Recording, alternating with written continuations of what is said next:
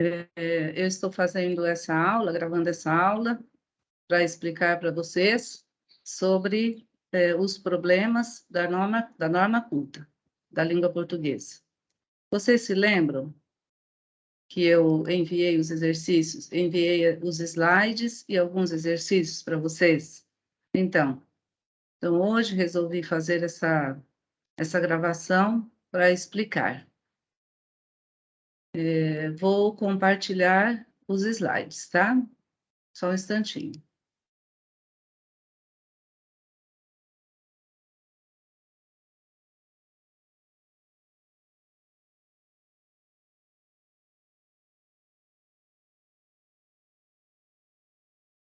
Isso. Bom, aqui, como vocês podem ver, nós temos o uso do que. O que com acento, sem acento e com acento, tá? Que é um pronome, conjunção ou advérbio. Ou também pode ser uma partícula expletiva. Bom, vamos ver aqui o primeiro caso. Quando nós temos o que sem acento, que você pretende? Você me pergunta o que vou fazer? Que posso fazer? Que beleza, que bela atitude. Convém que o assunto seja discutido seriamente. Quase que me esqueço de avisá-lo. Então, em todas essas situações, como vocês podem ver, olha, início de uma pergunta, meio de uma frase afirmativa, início de uma frase exclamativa. Então, em todas essas situações, o que é sem acento, certo? Depois, o que é que nós temos? Nós temos um que com acento. Esse que com acento, diferentemente do primeiro, que é o monossílabo átono, é um monossílabo tônico. Um monossílabo, porque tem apenas uma sílaba, certo? Então, quando é que isso ocorre? Nós encontramos essa situação quando nós temos um pronome em final de frase. Imediatamente antes de um ponto, esse ponto pode ser final, de interrogação ou exclamação, ou até de uma reticência. Ou quando esse que é um substantivo, significando alguma coisa, certa coisa. Ou mesmo quando ele for uma interjeição. A interjeição é uma palavra da língua portuguesa que indica surpresa, espanto. Vamos ver alguns exemplos. Afinal, você veio aqui fazer o quê? Então, esse quê é acentuado. Por que ele é acentuado? Porque ele é tônico e está no final de uma frase interrogativa. Depois, você precisa de quê? Também a mesma situação. Há um que inexplicável em sua atitude. Aqui nós temos esse que no meio de uma frase afirmativa. Aqui significando um substantivo. Por quê? Porque antes dele nós temos um artigo, que é a palavra certo? E também porque significa alguma coisa. Há um que inexplicável. Há alguma coisa inexplicável, certo? Já neste último exemplo, que conseguiu chegar a tempo, neste caso, nós temos uma interjeição, porque a palavra está indicando uma surpresa ou espanto, certo? Então, nesse primeiro slide, nós vimos sobre o uso dos dois ques. Vamos agora para o uso do porquê. Temos 4 casos de porquês, certo? O primeiro, porquê separado, sem acento. O segundo, porquê separado com acento, no caso aí o acento circunflexo. O porquê junto, sem acento. E porquê junto com acento. Bom, vamos ver.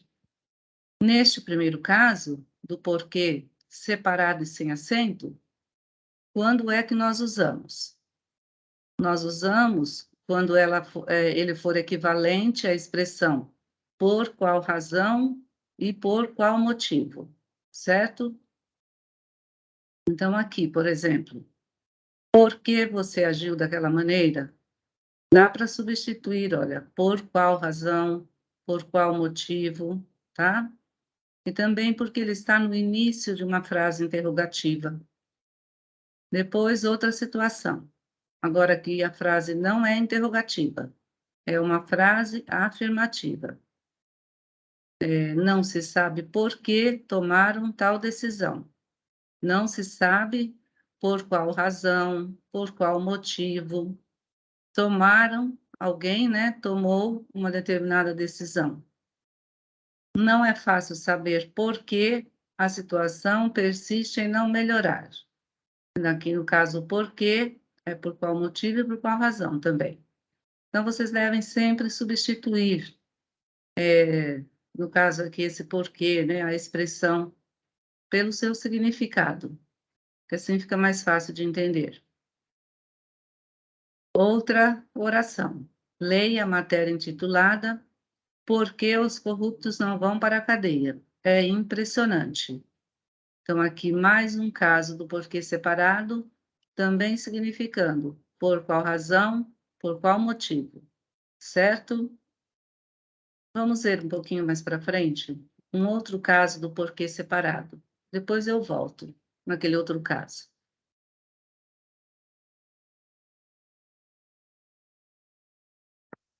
Há casos em que porquê representa uma sequência de preposição mais pronome relativo. Mas essas denominações aqui não são tão importantes para vocês, tá? O que vale mais é o significado. Então, há casos que esse porquê separado, ele não significa por qual razão, por qual motivo. Ele significa pelo qual, pelos quais e pelas quais. Vamos ver quais são esses casos. Estas são as reivindicações porque estamos lutando. Então, se vocês forem substituir aqui, olha, dá para substituir por pelas quais, tá? E não por qual motivo, tá? É pelas quais estamos lutando. O túnel por que devíamos passar desabou antes. O túnel pelo qual devíamos passar, não por qual motivo deveríamos passar, certo? Vamos voltar. Agora, nós temos o segundo caso, que é desse porquê separado e com acento circunflexo. Se ele surgir no final de uma frase, antes de um ponto, pode ser um ponto final, um ponto de interrogação, ou de exclamação ou de reticências, ele vai aparecer assim. Então, quando o porquê surgir no final de uma frase, antes de um ponto final de interrogação, de exclamação ou reticências, ele será grafado dessa maneira, será escrito assim, tá? Com acento. Nesse caso, esse monossílabo, né? O que, ele passa a ser tônico, tá? Então, não é tão difícil assim. Sempre no final de frase, tá? Nós escrevemos o porquê com acento. Porquê separado com acento. Que não é esse caso, tá? Aqui, o porquê não aparece no final da frase, mas sempre no início ou no meio. E aqui, sempre no final. E seguido desses pontos, ponto final, de interrogação, exclamação ou reticências, tá? Nesse caso aqui, ainda não terminou, por quê? Então, olha, final de frase com ponto de interrogação. Sendo assim, o porquê é separado com acento. Você tem coragem de perguntar por quê? Também é uma oração interrogativa E no final o porquê, antes de um ponto de exclamação e de interrogação. Sendo assim, ele se escreve separado e com acento circunflexo, certo? Depois, claro, porque, claro, porque, também a mesma situação. Não sei porquê, tá? A mesma situação. Final de frase, antes de ponto de exclamação, então será escrito de separadamente e com acento circunflexo, certo? Vamos para o quarto caso. O quarto caso é esse aqui, olha. É o porquê junto e sem acento, tá? Não, esse é o terceiro caso. O primeiro foi separado e sem acento, o segundo separado com acento, o terceiro é junto e com acento. Então, o que é que nós temos? Qual é o significado desse porquê junto e com acento? Ele significa pois, já que, uma vez que, como, tá? Ele tem a ideia de explicação, de finalidade. A situação agravou-se porque muita gente se omitiu. Ou seja, a situação se agravou com qual finalidade? Devido muita gente ter se omitido, tá? Sei que há algo errado porque ninguém apareceu até agora. Também uma explicação, olha, por que é que a pessoa sabe que há algo errado? Devido ninguém ter aparecido até aquela hora. Sempre, então, junto e sem acento. Vocês vão ver que ele aparece sempre no meio da frase, tá? Sendo que na primeira parte dessa oração, nós temos um verbo aqui, olha, e na segunda parte outro verbo, tá? Aqui também, olha. No caso aqui o verbo é agravou e aqui é omitiu. Aqui é a e aqui apareceu. Aqui também eu sei, tá? Sei que há algo errado, eu já li essa, né? Você continua implicando comigo. É porque não abro mão de minhas ideias? Novamente, uma explicação, olha. Por que é que a pessoa continua implicando comigo? Porque não abro mão das minhas ideias? Então, a pessoa está fazendo essa pergunta, tá? Então, aqui nós temos uma explicação, certo? E também vamos usar junto, e dos dois lados aqui, ó, desta oração, é uma oração composta, que possui o que é o verbo ser de um lado, e o abrir do outro lado, certo? Então, sempre no meio da oração. Este porquê, ele também pode indicar finalidade. Quando que ele indica finalidade? Quando ele significar para que, a fim de que, a fim de. Não é muito frequente esse uso na língua portuguesa. Não julgues porque não te julguem. Fica até meio estranho, né? Mas não, olha, não te julgues para que não te julguem, tá? Agora, vamos para o quarto caso, que é o uso do porquê junto com acento, certo?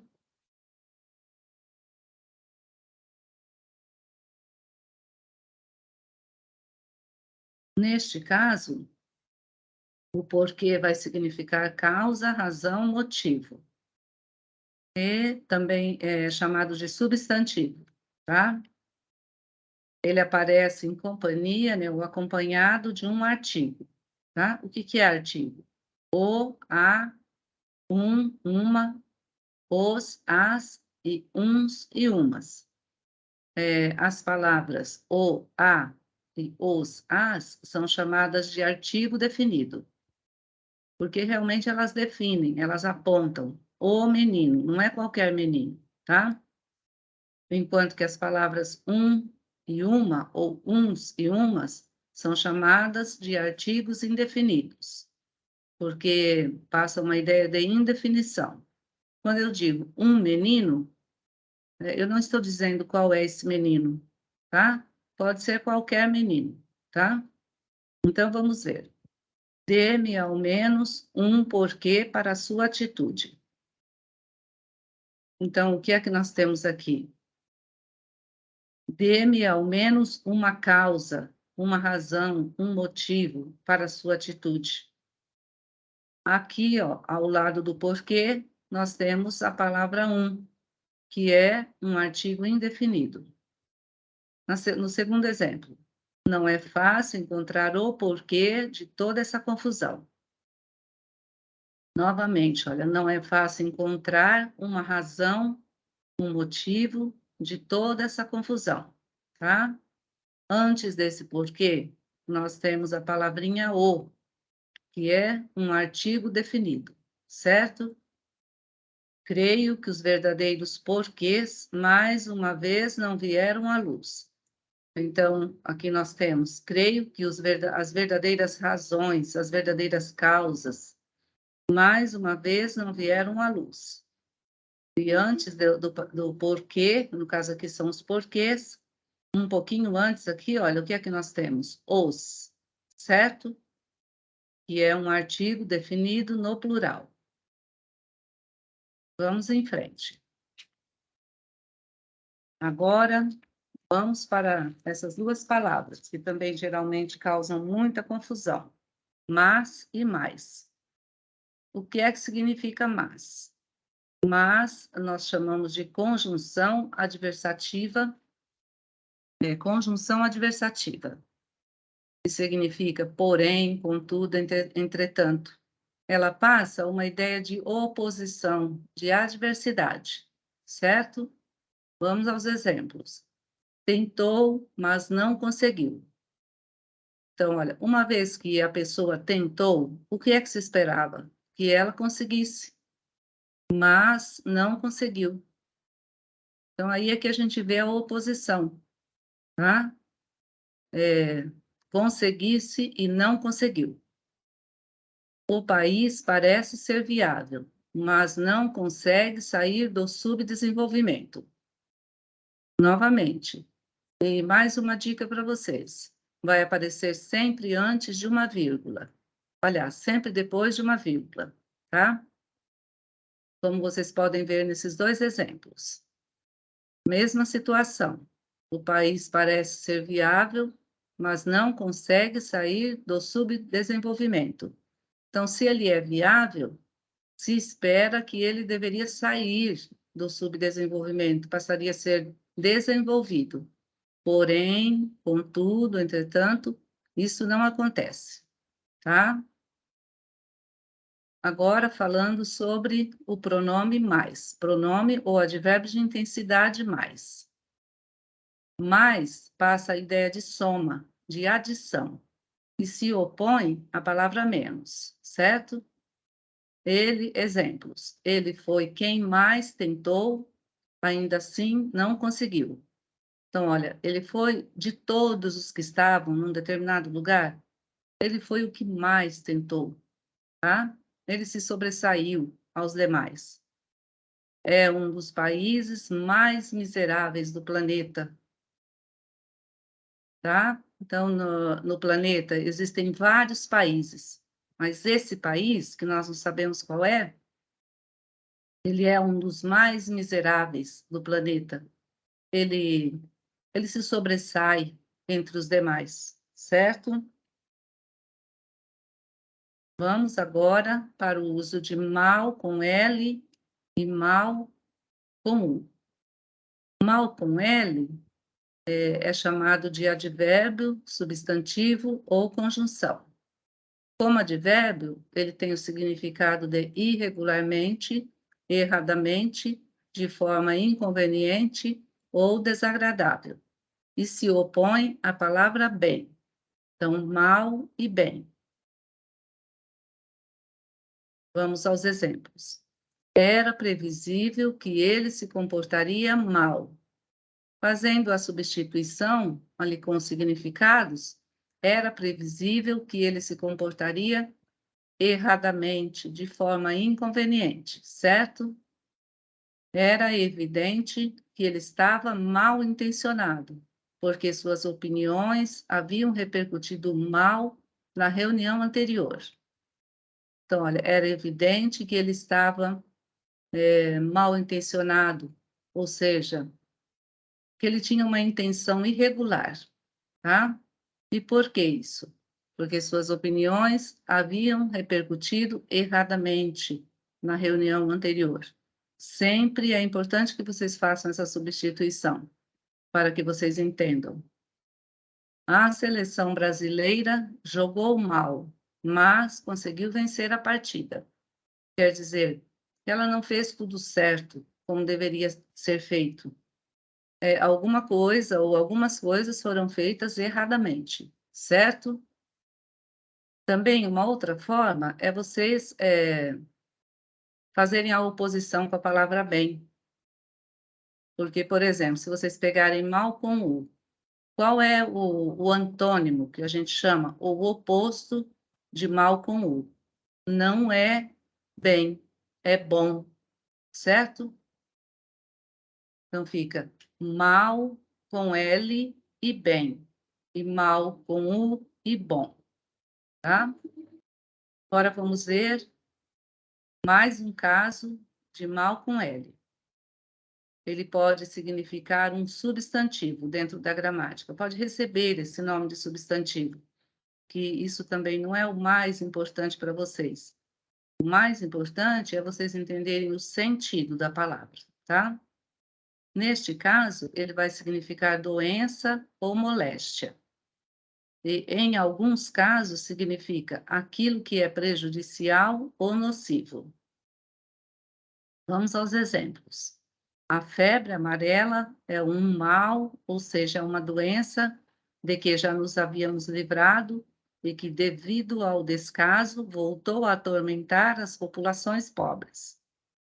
O mal é que não se toma nenhuma atitude defensiva, ou seja,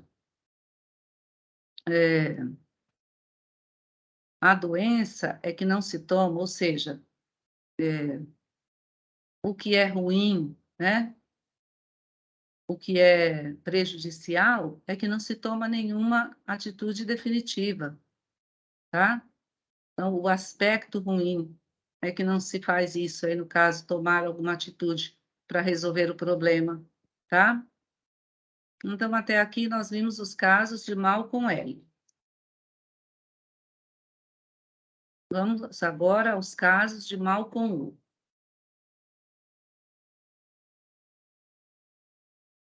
Ainda tem mais um caso aqui, olha, de mal com L. Ele pode designar conceito moral ligado à ideia de maldade. Também, nesse sentido, a palavra se opõe a bem. Há uma frase de que um exemplo, tá? Há uma frase de que a visão da realidade nos faz muitas vezes duvidar. O mal não compensa, tá? O oposto aqui seria bem, se fosse assim, o bem compensa, tá? Então, o mal aqui está sendo ligado à ideia de moral, à ideia de maldade, de que a maldade não compensa. Também, quando esse mal for quando o mal for conjunção, ele vai indicar tempo. Também esse mal vai ser escrito com L. Mal você chegou, ele saiu, tá? Olha o tempo aqui, ó. Você mal acabou de chegar, ele saiu. Você nem bem chegou, ele saiu, indicando um tempo, o momento em que ele chegou e o outro saiu, certo? Agora sim, o mal com U. O mal com U, ele é chamado de adjetivo, que significa ruim, de má índole, de má qualidade. Ele se opõe à palavra bom. Lembra que eu falei no outro exemplo? Que bem se opõe a mal, bem se opõe a mal com L, e bom se opõe a mal com U. Isso. Opõe-se a bom e apresenta a forma feminina má. Então, no caso, se você estiver se referindo a a uma palavra feminina, você não vai usar mal. Não vai dizer ela é uma mulher mal, mas ela é uma mulher má, certo? Aqui nós temos 2 exemplos usando o mal. Ou seja, eles estão ao lado de palavras masculinas, tá? Trata-se de um mau administrador. Então, olha aqui, significa ruim, olha, de um administrador ruim. E aqui nós temos o que nós chamamos de substantivo, tá? E sempre ao lado de um adjetivo vai aparecer um substantivo. Tem um coração mau. Novamente, tá? Tem um coração ruim. E a palavra aqui é um substantivo masculino, certo? Trouxe para vocês uma tirinha também. Olhem que interessante. Nesta tirinha, o advérbio mal, com L, modifica o verbo estar. Então, aqui nós temos um jogo de xadrez, né? As peças do jogo de xadrez. E aqui, essa pecinha está falando. Olha, ela está com uma espingarda, aqui tem uma fumaça, aqui no cavalo nós temos um pouquinho de sangue derramado. Olha o que ela está falando para o rei. Tive que sacrificá-lo, majestade. Ele estava mal, só caminhava em L, tá? Ó, ele estava mal, ele não estava bem, ele só caminhava em L. E é o que o cavalo faz no jogo de xadrez. Na verdade, isso aqui é uma piada, né? Uma tirinha humorística do Laerte, tá? Vamos em frente.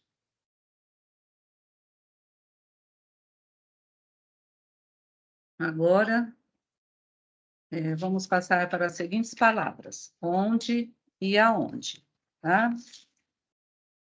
Então, vamos ver primeiro o aonde.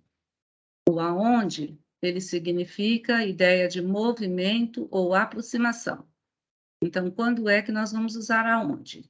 Quando aparecer na frase um verbo que indica movimento, tá? Vejam aqui esse primeiro exemplo. Aonde você vai? O vai não significa movimento, tá? Significa. Então, ao invés de onde, nós vamos usar aonde, tá?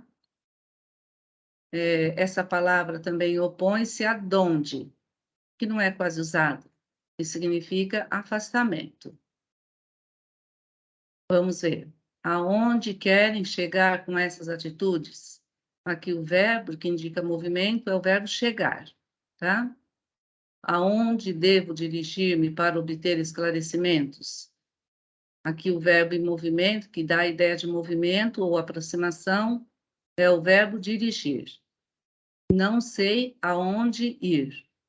Então, aqui o verbo ir é o que indica a movimento ou aproximação, certo? Vamos ver agora o uso da palavra onde. A palavra onde indica lugar, tá? Indica o lugar em que se está ou em que se passa algum fato, um determinado fato, um acontecimento. Normalmente se refere a verbos que exprimem ou que indicam estado ou permanência.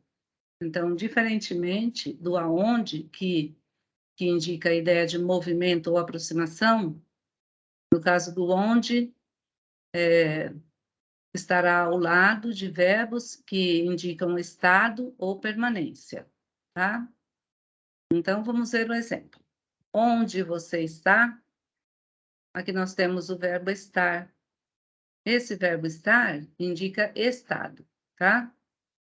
E também passa a ideia de lugar, olha, onde você está? Em que lugar você está? Onde você vai ficar nas próximas férias? Nós temos o verbo ficar, que indica estado ou permanência. E temos aqui a palavra onde, significando lugar, tá?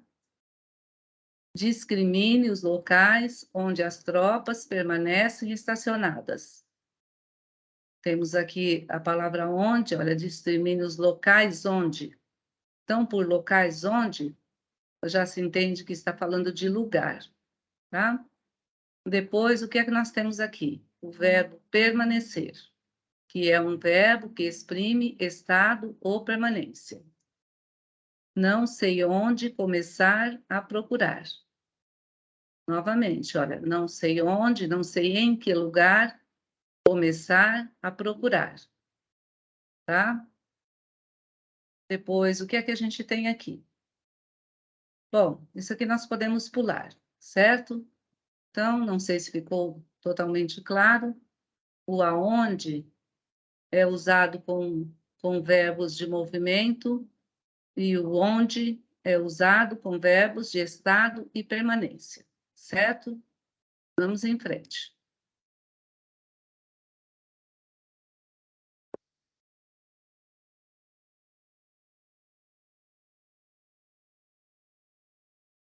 O que é que nós temos aqui? Agora nós temos a expressão a par e ao par. Essa expressão, a par, tem o sentido de bem informado, ciente. Vamos aos exemplos. Mantenha-me a par de tudo que aconteceu. Ou seja, mantenha-me bem informado de tudo que aconteceu, certo? É importante manter-se a par das decisões parlamentares. É importante manter-se ciente, bem informado das decisões parlamentares. Por outro lado, a expressão ao par é uma expressão usada para indicar relação de equivalência ou igualdade entre valores financeiros, geralmente em operações cambiais. Vamos ao exemplo. As moedas fortes mantêm o câmbio praticamente ao par. Então, o que é que significa isso? As moedas fortes mantêm o câmbio em situação de equivalência, tá? Umas às outras. Agora, um outro exemplo aqui com dólar. O dólar está ao par do euro. O que é que significa? O dólar está numa relação de equivalência, de igualdade com o euro. Ou seja, tanto o dólar quanto o euro em um determinado momento, tem o mesmo valor. O real não está ao par do dólar. O que é que significa? Que o real não tem uma situação de equivalência ou de igualdade em termos de valores ao dólar, que o real vale bem menos que o dólar, certo? Agora as expressões ao encontro de e de encontro a. Vamos lá. Ao encontro de indica ser favorável a ou aproximar-se de.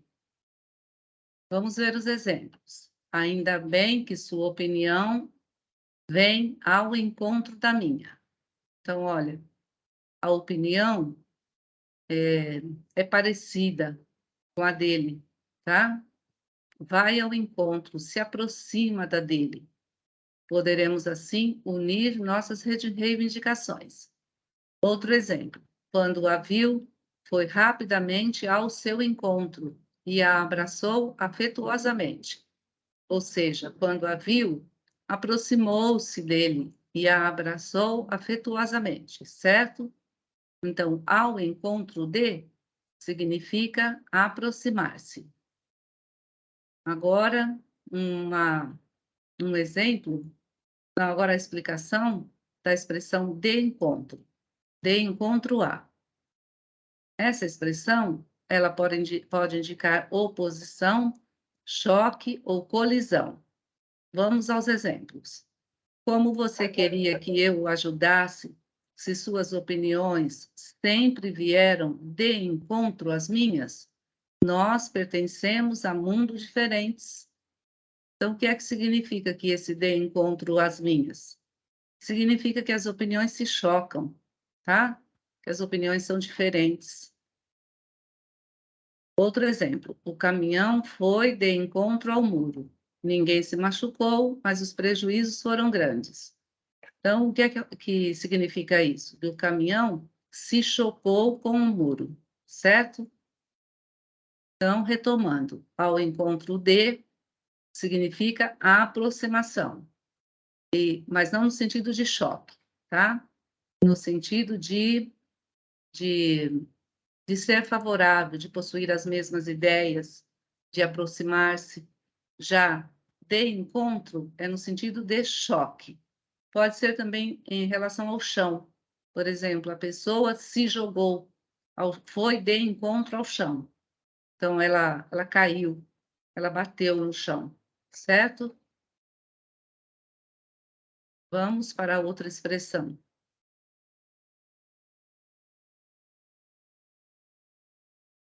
Nós temos aqui essas duas palavras, olha.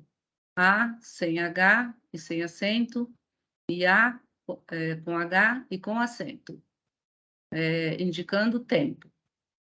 O verbo haver é usado em expressões que indicam tempo transcorrido. Tais fatos aconteceram há 10 anos. O que é que significa isso? Que esse tempo aqui é um tempo decorrido, olha. Já faz 10 anos que alguns determinados fatos aconteceram, tá? Então, a ideia de tempo.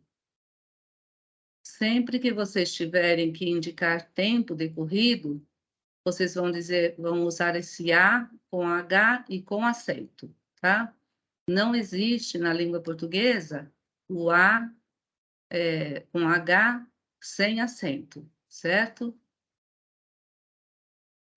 Quando o verbo é usado nesse sentido, ele corresponde ao verbo fazer. Então, se nós substituíssemos aqui, olha, tudo aconteceu faz 10 anos. Nós não usamos fazem 10 anos. Não, sempre no singular. Agora, vamos ver o uso do A sem o H.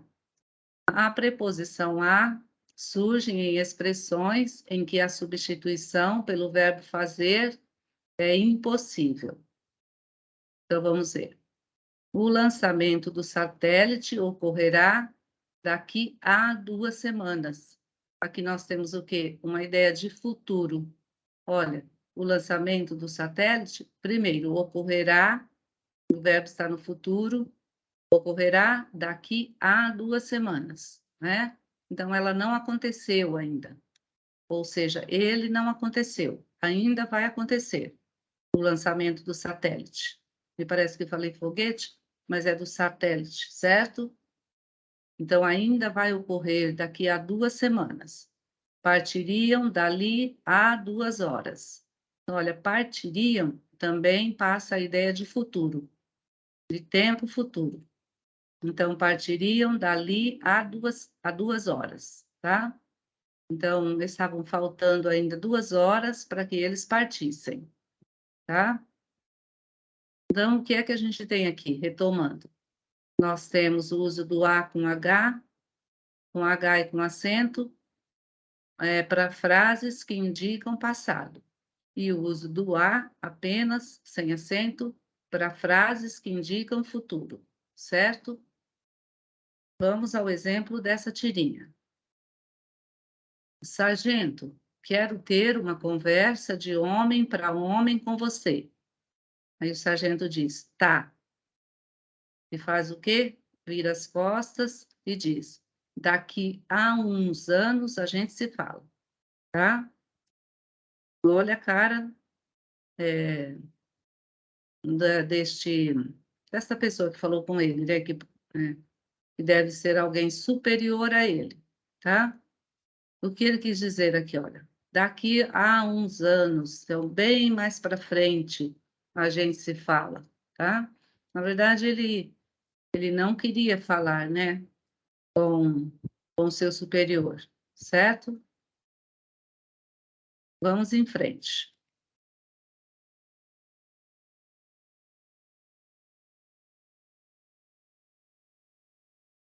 Agora, o que é que nós temos?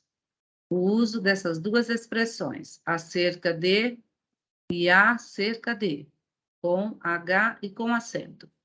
Acerca de que é o primeiro caso, significa sobre, a respeito. Vamos aos exemplos. Haverá uma palestra acerca das consequências das queimadas sobre a temperatura ambiente. Então, haverá uma palestra a respeito das consequências das queimadas, certo? Ou sobre as consequências. Agora, esse é acerca de, tá? Com H acentuado, cerca separado e de. Indica um período aproximado de tempo já transcorrido.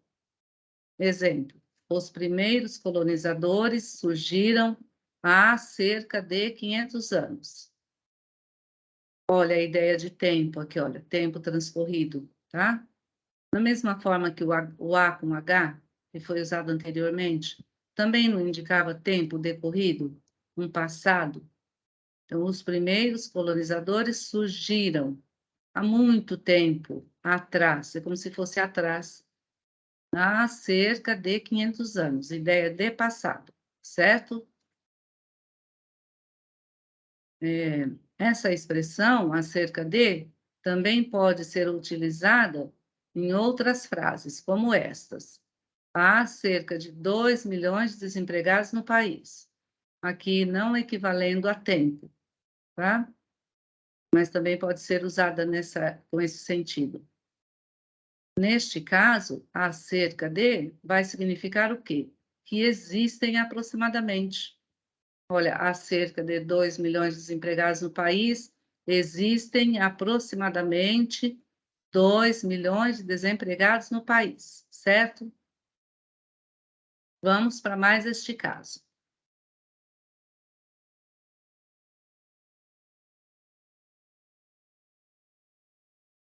Afim junto e afim separado. Afim, aqui junto, nós podemos chamá-lo de adjetivo, tá? Ele significa igual, semelhante. Possui a ideia de afinidade. Vamos aos exemplos.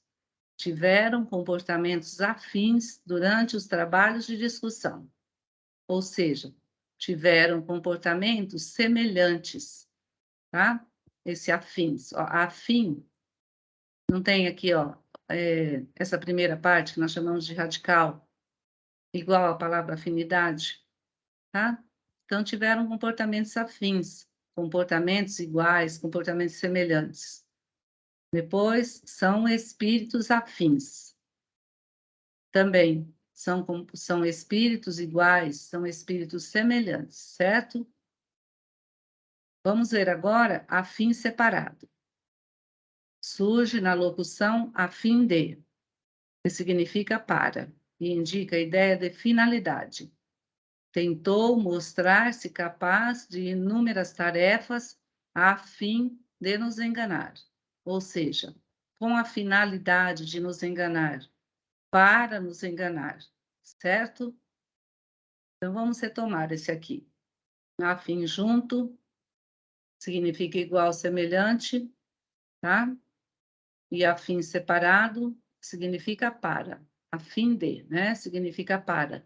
E possui a ideia de finalidade. Vamos em frente. Agora nós temos demais junto e demais separado. Demais junto pode ser considerado advérbio de intensidade. E pode ser não, né? É considerado um advérbio de intensidade. E possui o sentido de muito. Quando é que ele aparece? Ele aparece junto a verbos, adjetivos e outros advérbios. Vamos aos exemplos. Aborreceram-nos demais. Isso nos deixou indignados demais. Se vocês fizerem a substituição, o que é que vocês vão encontrar? Aborreceram-nos muito. Isso nos deixou indignados, nos deixou muito indignados, certo? Estou até bem demais. Estou muito bem. Então, sempre que for o demais junto, significa muito. Mais alguns significados do demais junto. ele também pode ser um pronome indefinido, e vai significar os outros ou os restantes. Vamos aos exemplos. Apesar de ter chegado até lá como integrante de um grupo, resolvi partir sozinho, deixando aos demais a liberdade de escolher, ou seja, deixando aos outros, aos restantes, a liberdade de escolher.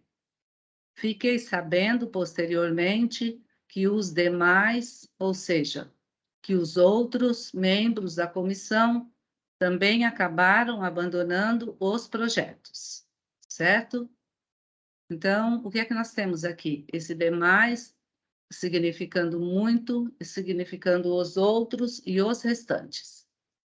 Depois, nós vamos encontrar o demais separado, que significa que opõe-se à expressão de menos.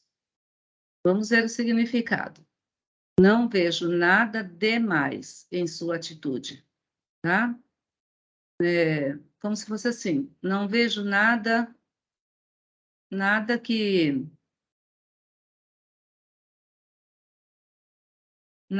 o comprometa, alguma coisa nesse sentido, tá? Nada demais, nada que o comprometa. Outro exemplo, decidiu-se suspender o concurso público porque surgiram candidatos demais, tá? Então, também nesse sentido. Decidiu-se suspender o concurso público porque surgiram candidatos demais, tá? Surgiram candidatos sobrando, tá? Nesse sentido.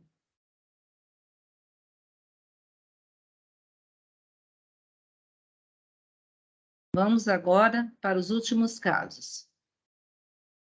Então, o que é que a gente tem aqui? Nós temos senão junto e senão separado.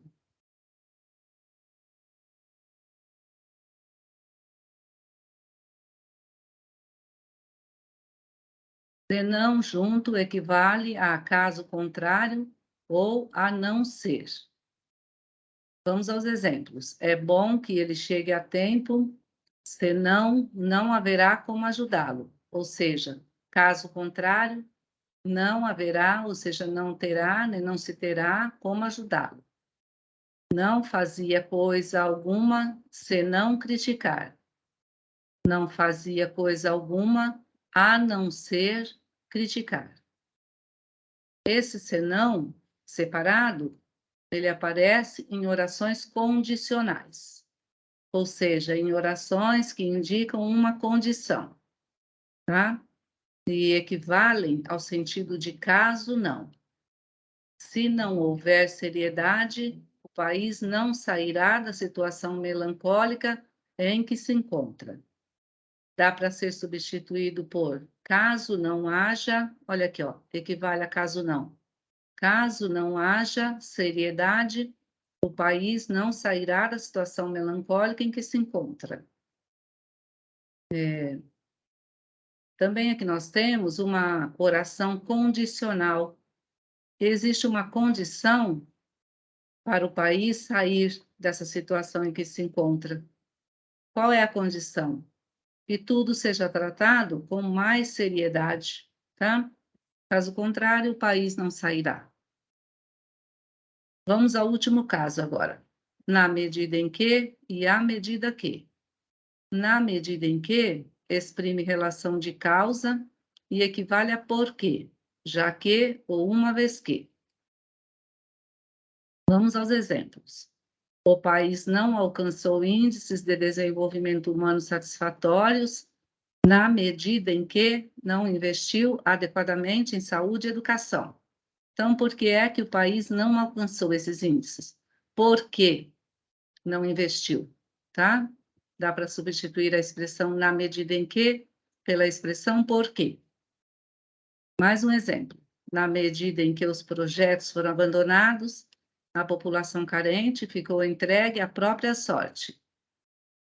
Na medida em que.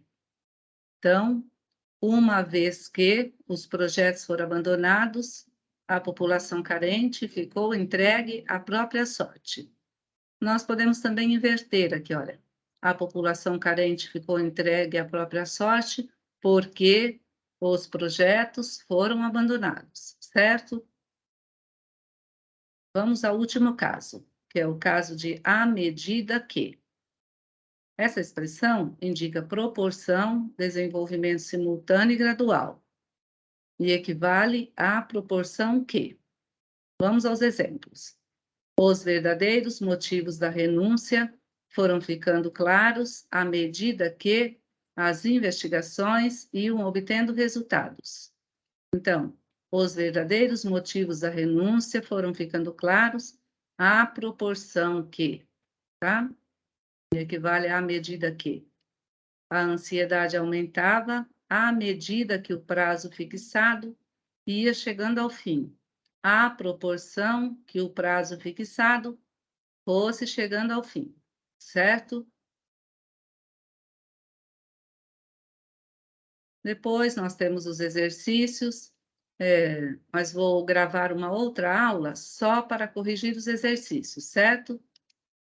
E gostaria que vocês soubessem que a explicação, né, a parte teórica e os exercícios foram retirados desses dois livros, certo? Gramática da Língua Portuguesa, do professor Pasquale Ulisses, e curso prático de gramática, do professor Hernani Terra.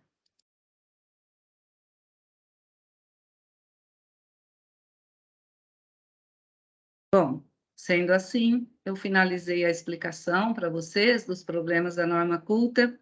Eu espero que vocês tenham entendido. Se vocês tiverem alguma dúvida, podem me procurar no grupo, e vou fazer a postagem desta gravação daqui a pouco, certo? Aí, logo mais, talvez a semana que vem, talvez não, provavelmente a semana que vem, estarei postando, a resposta dos exercícios, certo? Até mais. Fiquem com Deus.